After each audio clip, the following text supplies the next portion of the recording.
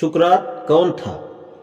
दर्शन शास्त्र के संपूर्ण इतिहास में संभवतः सुकरात 470 से 399 ईसा पूर्व का व्यक्तित्व सबसे बड़ी पहेली है। उसने कभी एक पंक्ति भी नहीं लिखी, फिर भी वह उन दार्शनिकों में से एक है जिन्होंने यूरोपीय विचार परंपरा पर सबसे गहरा प्रभाव छोड़ा है। इसमें उसकी मृत्यु के नाटकीय ढंग का भी कम योगदान नहीं है। हमें मालूम है कि उसका जन्म एथेंस में हुआ था और यह भी कि उसने अपना अधिकांश जीवन शहर में चौराहों पर और बाजारों में मिलने वाले लोगों से बात करने में बिताया। उसके कथनानुसार गांव के पेड़ उसे कुछ नहीं सिखा सकते थे। वह लंबे समय तक निरंतर अपने विचारों में खोया हुआ खड़ा रह सकता था। एक बात हम बिल्कुल निश्चय पूर्वक जानते हैं कि वह अत्यधिक बदशक्ल था। उसका पेट निकला रहता था, उसकी आंखें भी बाहर को आती लगती थीं और उसकी नाक चपटी थी, किंतु कहा जाता है कि अंदर से वह पूरी तरह आनंदमय था।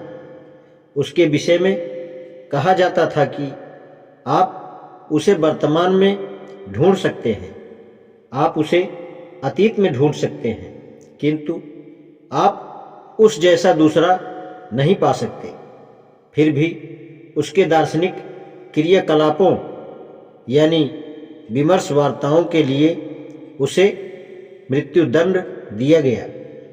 सुकरात के जीवन की जानकारी हमें अफलातून के लेखों से मिलती है, जो उसके शिष्यों में से एक था और जो स्वयं चिरंतन महान दार्शनिकों में से एक बन गया।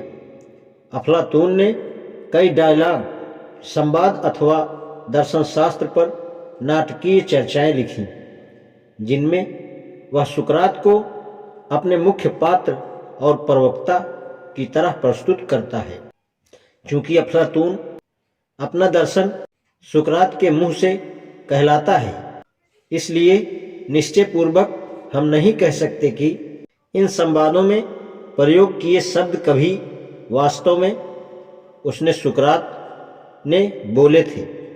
इसलिए यह काम आसान नहीं है कि सुकरात की शिक्षाओं और अफलातून के दर्शन को अलग अलग करके देखा या पहचाना जा सके। बिल्कुल यही समस्या कई उन ऐतिहासिक पंक्तियों के साथ भी आती है जिन्होंने अपना लिखा हुआ वर्णन हमारे लिए नहीं छोड़ा, किंतु एक सुंदर उदाहरण निश्चय ही यीशु का है। हम यह बात निश्चय पूर्वक नहीं कह सकते कि मैथ्यू या ल्यूक ने जो शब्द यीशु के मुंह में रखे हैं वे वास्तव में ऐतिहासिक यीशु ने बोले थे। इसी प्रकार ऐतिहासिक सुकरात ने जो भी कहा हो वह हमेशा ही रहस्य के पीछे छिपा रहेगा। किंतु सुकरात वास्तव में कौन था, यह अपेक्षाकृत महत्वहीन है।